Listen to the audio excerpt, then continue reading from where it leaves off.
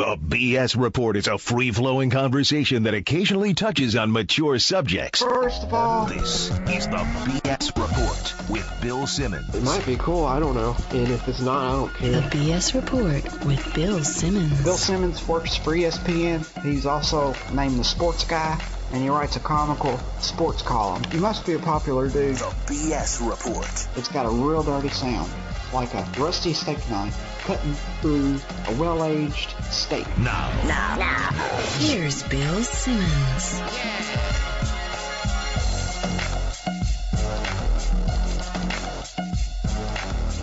Welcome to the BS Report. It is Smart Guy Wednesday. I hope you didn't miss yesterday's BS Report, a three-man NBA pod.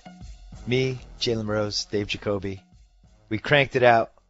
Emergency podcast after the Melo KG thing. It was pretty fun, but it went up late. It went up at like 8 p.m., so if you missed it, it's on there. Right now, from FootballOutsiders.com. Aaron Schatz, what's happening? Honey Nut Cheerios. Yes. Poor Carmelo. He has no idea what is in store for on January 24th. You know Boston. You live there. You live in Massachusetts. Yeah, it's going to be ugly. It's not going to be good. Let's talk about round two. Actually, anything shock you about round one after crunching the numbers? I don't know. Maybe the only thing shocking about round one is how unshocking it was. Yeah. You know, we've gone through in recent years, we've gone through these teams that go on these playoff runs, you know, where they were mediocre in the regular season and then they suddenly turn it on. Didn't happen this year. The only first round result that was any surprise, I guess, was Cincinnati. I guess that Houston-Cincinnati wasn't closer because, you know, we had Cincinnati as being better recently, but we had them as being equal over the course of the season, and Houston had home field advantage. So for them to win is not a shock. The bigger shock was Cincinnati bringing out its let's not pass to A.J. Green game plan, which didn't really work. Surprise, surprise.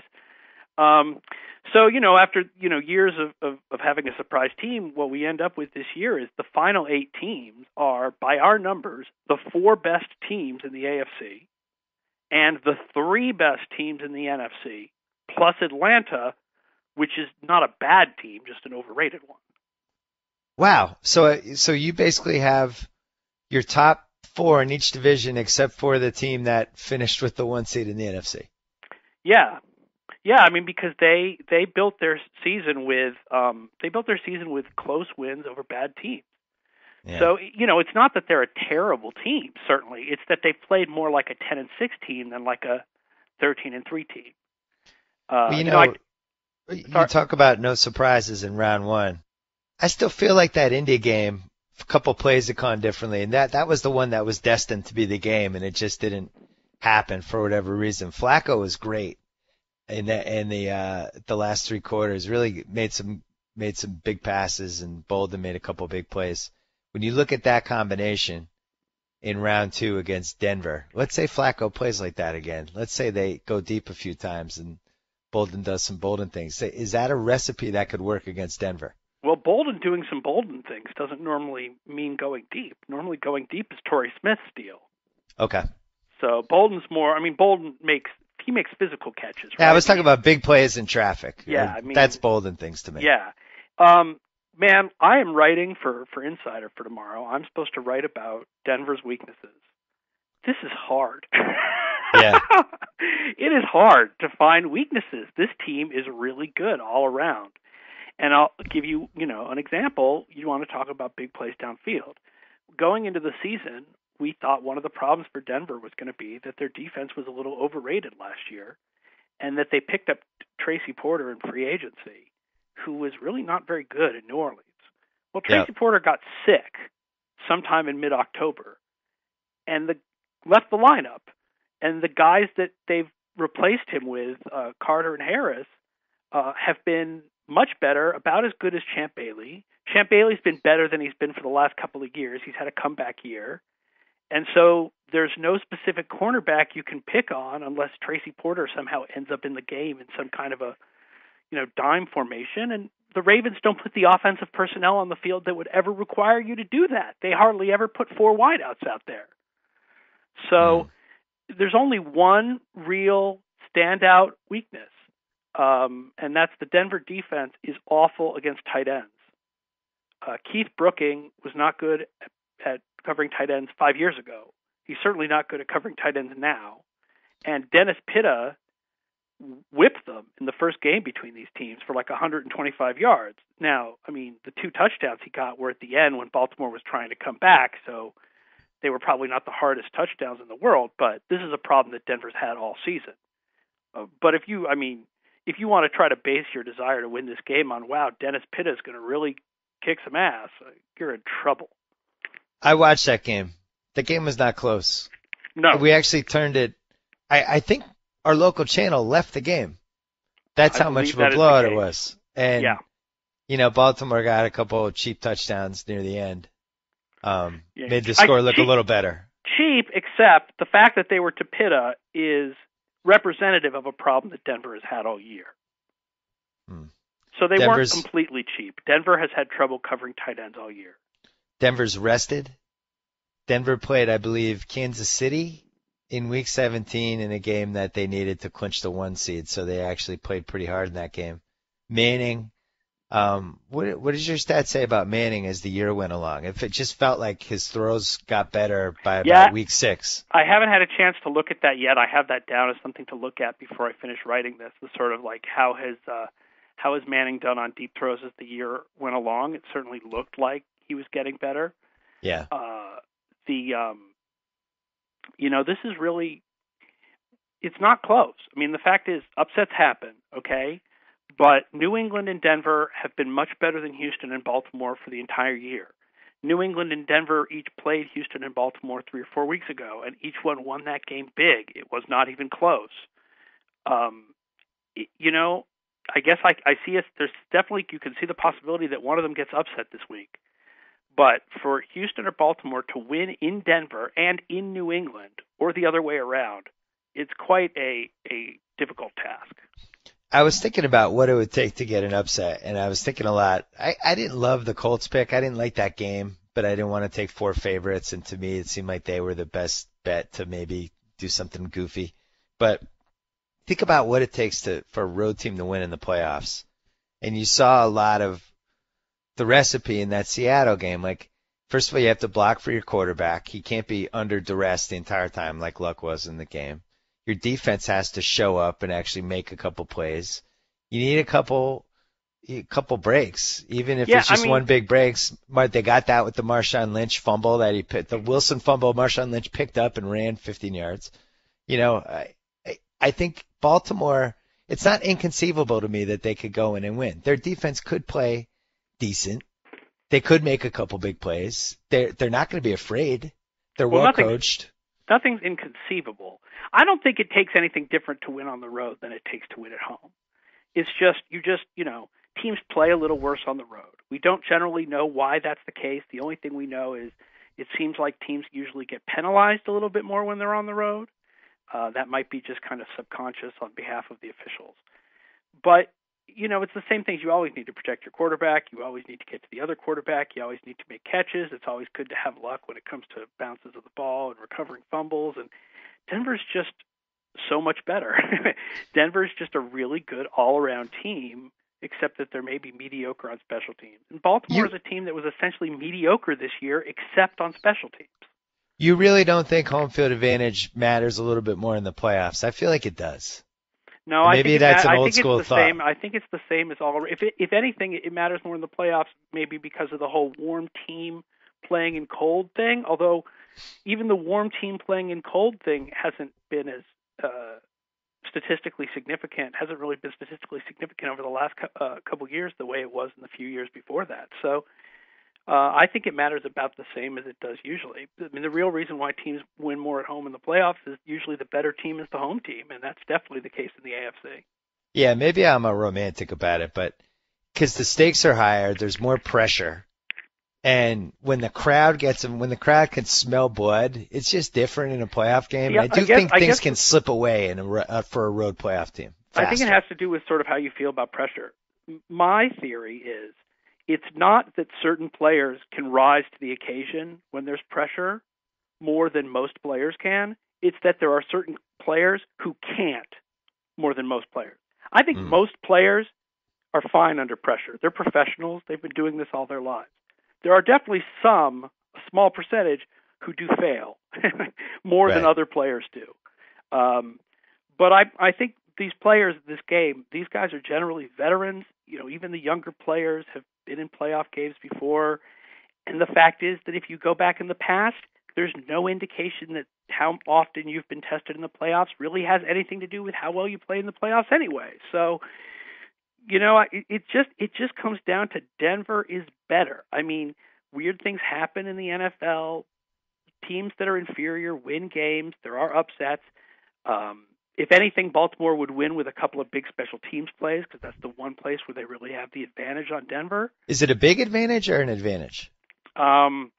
It's a reasonable advantage. It's not as big as Denver's advantage in the other stats. Denver was 13th in special teams and Baltimore was first. Right. All right. So the recipe is the recipe for any underdog. They're going to have to make 3 or 4 big plays. They're going to have to – Rice is going to have to do some stuff. They're going to have to get a turnover or two. They're going to have to make one special teams play. It's all – we know what they have to do. It's just – what's interesting is I think like the last 7 or 8 years, maybe dating back to 2004, there's been a high seed in round 2 that's gotten appended. Yeah, but I don't think it's going to be Denver. Well, there's only 2 high seeds this week. So that brings us to the other game. So you're saying a high seed in the AFC, not a high seed in the NFL. I'm saying in round 2, AFC or NFC, every round 2, there's one pretty sizable upset. Yeah, I think it's coming in the NFC. And it's not going to be a sizable upset because I think everybody kind of understands what's coming. Right, but those are 3-point lines. Right. There's been bigger, like 6 points, 7 points or more. All right. I guess if I had to say which upset is more likely, I guess the Baltimore upset is more likely because they've played better than Houston in recent weeks. Although Denver's played a little bit better than New England in recent weeks. They're both really unlikely. Yeah. I would say Baltimore's a little more likely. I'm not saying that because I'm a Pats fan. No, because if it goes the way we expect, Denver should be properly favored in the championship game. Baltimore has a fearlessness that I think, or a confidence, I guess would be a better word, that I think you need in this game where even if they're not better, they might actually go into the game thinking they are. Whereas, yeah, but I hope every team in the NFL feels that way. No, Players but listen, should always feel that way. They should always. That's part of the inspiration. No, but I'm talking about like in basketball, the irrational confidence guys who really believe they should be taking the last shot in the 2 minutes and stuff like that. The Ravens to me are a potential irrational confidence team. Whereas I watched Houston, they were so relieved to get out of that Bengals game. The Bengals didn't even play well. Dalton was bad. The Bengals aren't even that good of a team. They're above average. They're certainly not a juggernaut. And the relief that everybody had, Schaub didn't play well. Kubiak looked like he had just escaped, just gotten shed a ghost. Like that made me really nervous. If I were a Texan fan, I would look at that and go, oh my God, that's the team we're bringing into New England. This team that felt like they had just dodged a bullet against the freaking Bengals. Yes, whether it's last week or the last 5 or 6 weeks, Baltimore looks better than Houston and has more reason certainly to be confident and is playing better. And I guess that's why a Baltimore upset might be a little bit more likely than a Houston upset. It's not because there's anything wrong with Denver. Denver has been fabulous. What are Houston's advantages in that New England game? This is an excellent question. There must be some, right? I don't know. They don't really have any. I mean, their running game hasn't been as good as it was last year. They're only average running and average passing by our numbers. Okay? The defense is strong, but they're going against the best offense in the league. And we saw in that other game that no matter how much J.J. Watt beat his guy, Tom Brady had usually gotten rid of the ball before Watt got there. Yeah. Houston, one of their big things on defense is, and it's really weird because they don't use their cornerbacks in any specific way that is a pattern, but they're 4th in the league against number 1 receivers and 28th against number 2s. Well, that's a that's terrible not good. strength and weakness to have against the Patriots. Yeah, that's not fine. good. We'll ignore Brandon Lloyd. Swell. Like, I mean, you know. And the other thing is, you know, this is only going to be the 6th game this year that I'll have Gronkowski and Hernandez on the field at the same time. Yep. I mean, it's just, you know, again, like Denver and Baltimore, it's really hard to find specific weaknesses for Houston to attack. Oh, by the way, did I mention that Houston had the worst special teams in the league and the Patriots were 4th? And then on top of that, you think of the type of quarterbacks who've had success against this Patriots defense. It's the ones who've gone deep, who've gone over the top, who just challenge the downfield over and over again. Right. Schaub doesn't throw deep anymore. And also, that's not as big him. of an issue since Talib came in and Devin McCourty moved to safety. Right. But Schaub, what happened to Schaub? Like, he doesn't throw passes for more than 12 yards anymore. I don't know if he's hurt or he's just giving up. He's never been a deep guy. But now he's really not a deep guy. But who is their deep? I mean, who's their deep person? Well, once a half they could send Andre Johnson just downfield and just throw it to him to keep the defense honest. You know, I don't know. It seems like it. And the other thing is the Pats have been pretty good against the run. You know, and this just the Pats have been much better against the run than they have against the pass. Yes. Yes. So, which is if you're a team that tries to build your offense on the run and play action, which is what Houston does. Again, this is an awful matchup for them. Oh, by the way, what are the offenses that have done really well against the Houston defense this year? In general, they've been teams that can spread things out, like Green Bay, like New England. So here we go again with this. It's just the AFC games just are really one-sided because the Patriots and Broncos are so strong. The Patriots in particular on offense, and the Broncos are so well-balanced. Before we move on, can you just put a quick disclaimer in here to the other Pats fans who are going to be pissed off if they blow this game and blame both of us? Well, I mean, they could blow this game. So could Denver could blow this game too. It's not, I mean, I'm just telling you, you know, this is not a guarantee. Nothing's a guarantee in the NFL. The Patriots lost to Arizona. The Broncos, back at the beginning of the season, the Broncos, you know, Peyton Manning threw 3 picks and a half. Weird stuff happens, okay? Okay, that was good. No, that was good. We want to talk about likelihoods. The likelihood is that Brady and Manning play in the AFC Championship game. You're playing probabilities much like the witch, Nate Silver. So don't get mad at us if the Pats somehow blow. You're just saying there's a high likelihood that the Patriots and Broncos will meet in the next round. Right. Okay. I mean, our playoff odds have either the Patriots or the Broncos represent the AFC in the Super Bowl in 81% of simulations, and I honestly think that's too low. Yeah. The NFC. Two Much really closer. Good games. Much closer.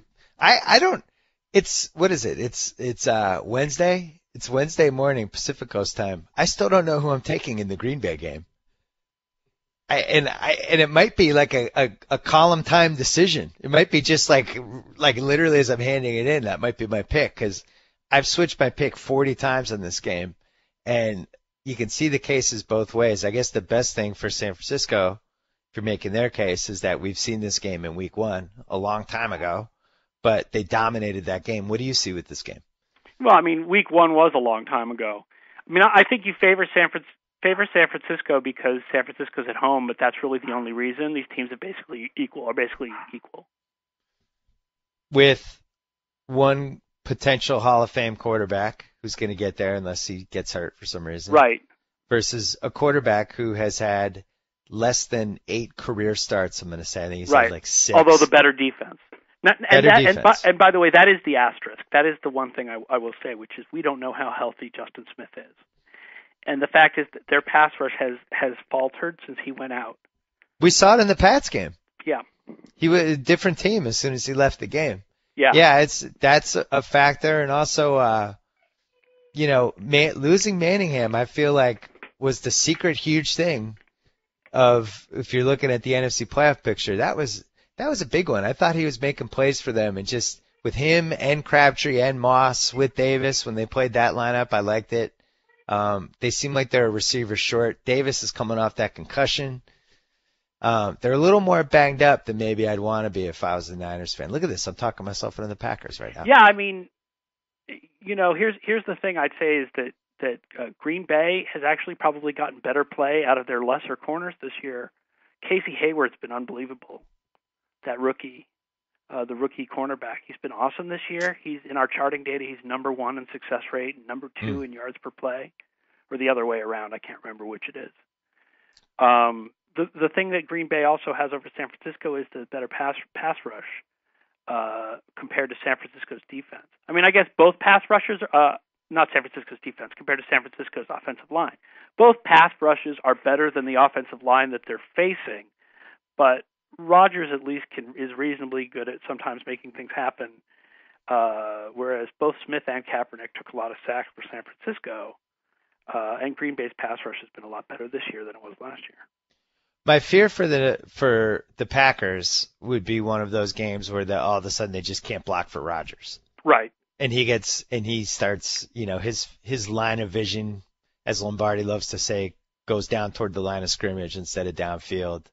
And he's looking around, he's skittish. We've seen that game before from the Packers. Right. I don't know without Justin Smith if the Niners could do that. That's right, and that's where the Justin Smith injury really comes in. Now, it's interesting. Someone said to me, I don't remember who told me this, but it's someone who kind of knows things about San Francisco, that I guess Justin Smith kind of calls those like stunts when they're going to do a stunt to tackle end stunts that San Francisco's so good at. And one of the reasons why the Patriots came back on them was that Justin Smith wasn't in the game to call that stuff. But he will be in the game. He just may not be as good as he usually is, but he'll be in the game, so maybe that will make Aldon Smith kind of come alive again after he's been poor the last couple of weeks, comparatively poor the last couple of weeks, I don't know. And the Pats, I know they everyone remembers the 4 straight touchdown drives, but in the first half they were moving the ball a couple of times. Ridley just killed them on a couple fumbles. They were, think about it, they really probably could have scored 40 plus in that game with a couple breaks. And right, and if you can't stop the Patriots, you probably can't stop the Packers. The Rodgers, Brady, and Brady's he's got ability all his receivers back, healthy. Similar. I would say the Packers and Patriots are similar offensively when everything's clicking. The other thing, this Packers running back, what's his name? Jawan Johnson? Oh, no. He's just a guy. Jawan Harris. Jawan Harris? Yeah, he's a leader of the Just a Guy club. He is. Oh, come on. He had a little hop to his step. No, there's a lot of guys with a little hop. He's a little James Starksy. It's just a plug. But see what happened to James Starks after a couple of games? Turned out he's a little Andre Brownie. He's just a guy. Andre Brown actually is faster than just a guy. But Jawan Harris this is a guy that Jaguars waived. He's not special. What about the backup on the Ravens? Just random tangent. Holy mackerel! Is he one of the 10 best running backs in the league? He's terrifying. I'm terrified every time he has the ball. One thing I know going into this year was that they felt that he wasn't very good at blitz pickup and receiving. So if Rice ever got injured, they'd be in trouble because a lot of the things that Rice is really good at, Pierce can't do.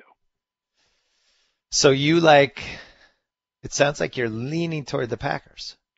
Yeah, my numbers say San Francisco. I guess subjectively I am leaning towards the Packers just because of Justin Smith. Just because he is a very important player. And also your numbers don't take into account the potential of a deer in the headlights game from Kaepernick.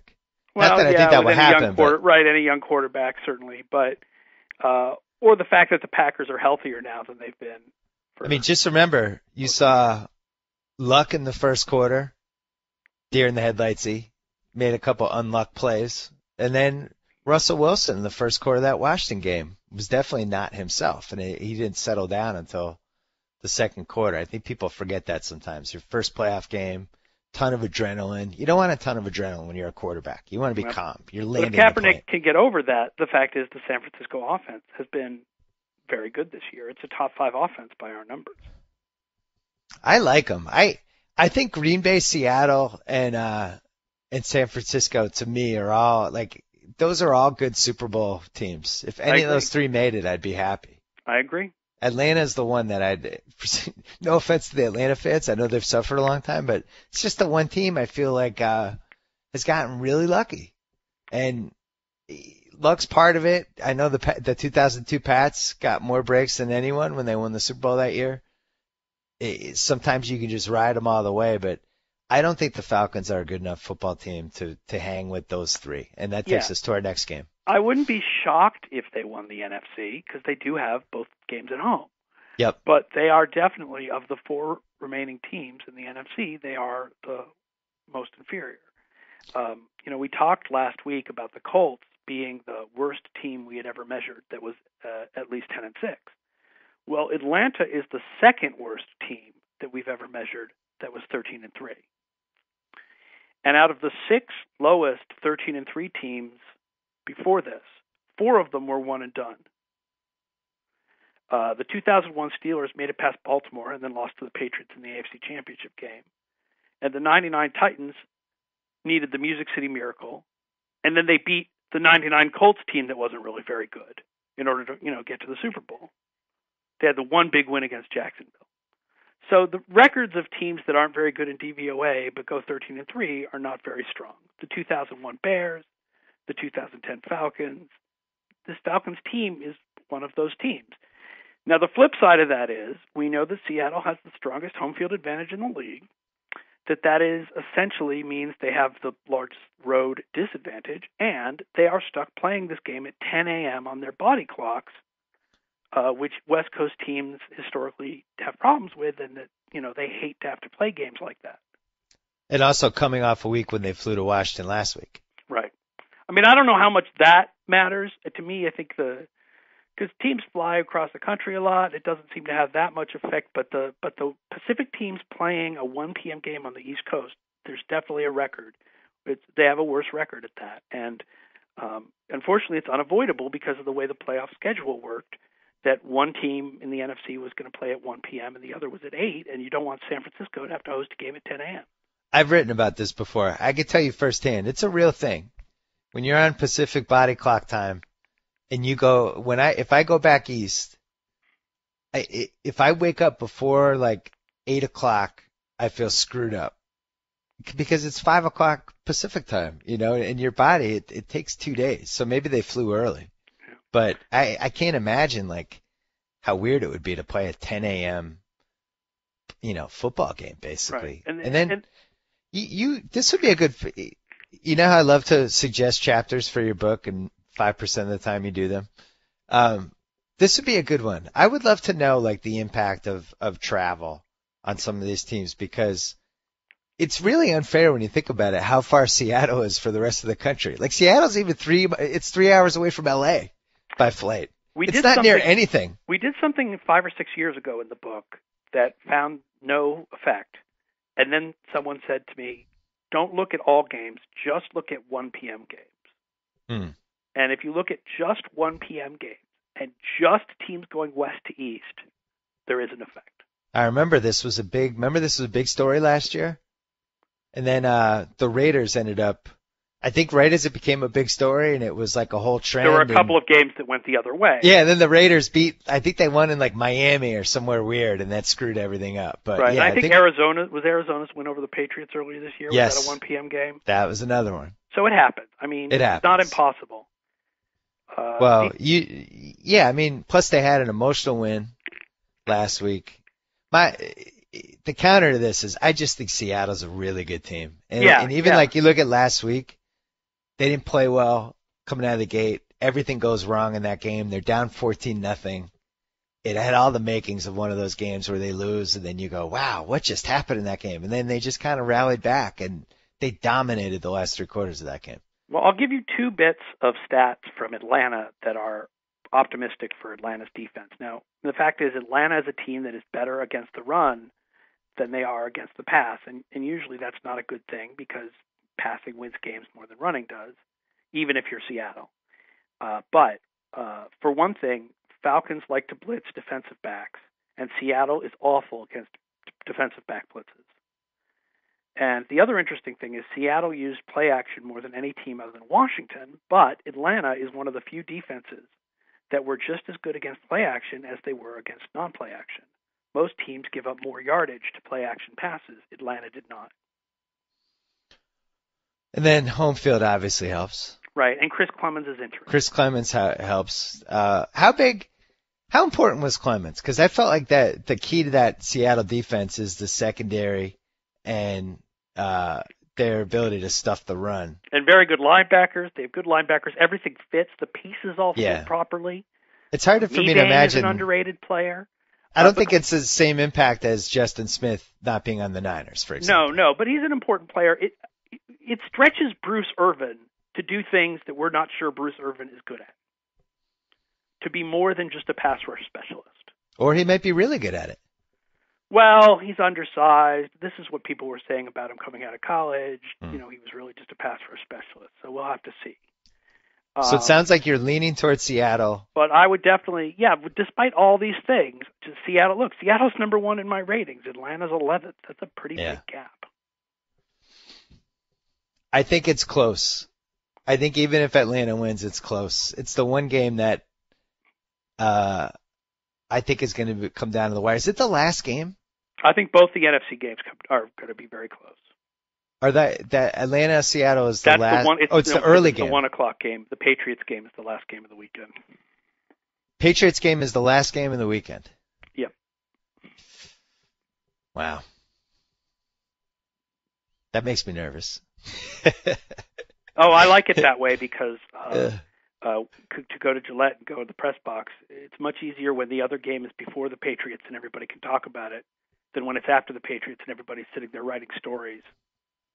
Always feels like that the Saturday night game is usually dramatic for some reason, and then that last Sunday game is always something goofy happens. Goofy things can happen, but I just, listen, like I said, nothing's a guarantee. Upsets happen in this league, but if I'm jinxing New England, then I'm jinxing Denver too, because everything I'm saying about New England, I'm saying about Denver. Imagine if all 4 favorites won again and covered. It would be interesting. Go 8. The favorites would go 8-0. The NFC, somebody will screw that up in the NFC. I have a feeling in the NFC games are going to be close. So biggest X factor of the weekend is the Justin Smith injury. Would you rank Joe Flacco in the top 5? Top 5 what? X factors. Oh, what, the question of consistency? Just what happens if good Joe Flacco shows up? He has to face good Denver defense. He has Von Miller coming at him? Yeah, and he's got good cornerbacks back there to stop his passes. That's the problem. Even if good Joe Flacco shows up, he's up against very good defense, very good Denver defense. See, I'm in a tough spot here because as a Pats fan, obviously rooting for Baltimore this weekend. Oh yeah, well, trying who to am think I of any rooting case. for? No, I'm not saying that. I'm just trying to let myself already down emotionally for the because Pats going look, to the Denver. fact is Denver's been better than New England over the last few weeks. Yeah. Denver needs to be favored. If that game is in Denver and Denver's been better over the last few weeks, Denver is the favorite. If they Let's move be on. honest. So of course, as Patriots fans, we want Baltimore to win. Not a place the Pats have had a ton of success in over the years. No. Dating back to our childhoods and Rulon Jones and the freaking safety Tony Eason took. I just remember about 96 when they got slaughtered. Absolutely slaughtered. I remember being at this bar in Ormond Beach. It was like 2 weeks after I'd moved to Florida. And they just got keel-hauled. I'd been on the air the night before. I'd done the overnight because I just started the station and I'm exhausted. And then Terrell Davis went out and I believe had 67 touchdowns. It was Right. awful. Yeah, there's some worrisome stuff. You have Denver history of success. I mean, last year obviously the Pats beat them, but over the long haul, that's a team that's had a lot of success over the Pats. I don't have a lot of fond memories of playing in Denver. And most recently, 2005, an agonizing playoff loss because there's been a few agonizing Patriot losses. This one gets kind of swept under the rug, but that Denver game where just everything went wrong. Champ Bailey's 99-yard interception return where it really seemed like he fumbled it out of the end zone, but they gave him a touchdown or they put it out at the 1-yard line. Like that was a terrible game. And I think that was the last really huge game the Pats have played there. But then on top of that, I will say this, that game was the first end of the Patriots dynasty. Now, as you may know, the Patriots dynasty has ended roughly 73 times. Right. over the last 7 years. I cannot tell you how many end of the Patriots dynasty articles I've written. Howard Bryant just wrote one in ESPN the magazine a couple of weeks ago. Well, that was the People first have been writing one. End of the Patriots Dynasty articles since that Denver loss. That was the first one when all the breaks swung against them. It was this great run of breaks and just everything was going their way. Although, and all of look, a sudden I wrote it switched. that year. That Denver team was better than the Patriots. Yeah, they got all the breaks in that game, but they were also the better team.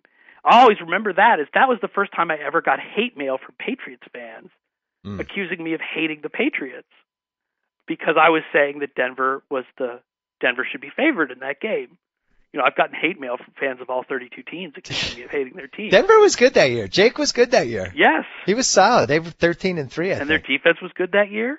That was a very good team, that Denver team in 2005. So to me, yeah, bad things happened to the Patriots in that game, but it's not a depressing loss the way the Super Bowl losses were, because that Denver team was better than the Patriots were that year.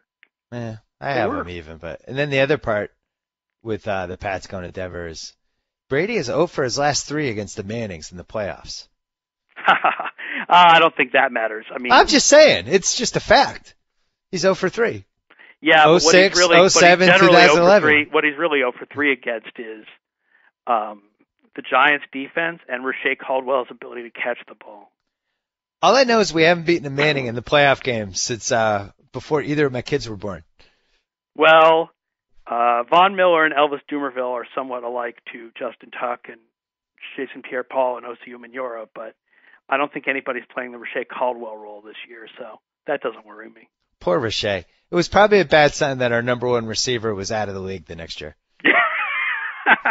and he wasn't 37. You think? Yeah, that was a bad sign. I will never forgive Belichick for just not paying Deion Branch. The funny thing is, neither will the Seattle people. No, that was like it's the rare lose-lose. Everybody loses in that whole thing. Anyway, Aaron Schatz, when did you update your DVOA through week 18 yet? Yeah, we have weighted DVOA on the site. Updated. Okay. But it doesn't really change because the fact is that the better teams generally won. There were no blowouts. It's basically the same as it was last week. All right. We'll talk to you next week. You got it. Thanks again. All right, that's it for Smart Guy Wednesday. We had a second guest, Chad Millman, but I screwed up. My fault. Bad producing. He's in a meeting. Can't do it. Couldn't work out of time. Poor Chad Millman. Not on Smart Guy Wednesday. I was so excited to have him. We'll have him back next week. Next time in the BS Report, we'll be back in a couple days. So I get to sign off. Whoa! Thank you for downloading the BS Report with Bill Simmons. Too much fun. Check out more podcasts at the iTunes Music Store or at Pod Center at ESPNradio.com. Peace out.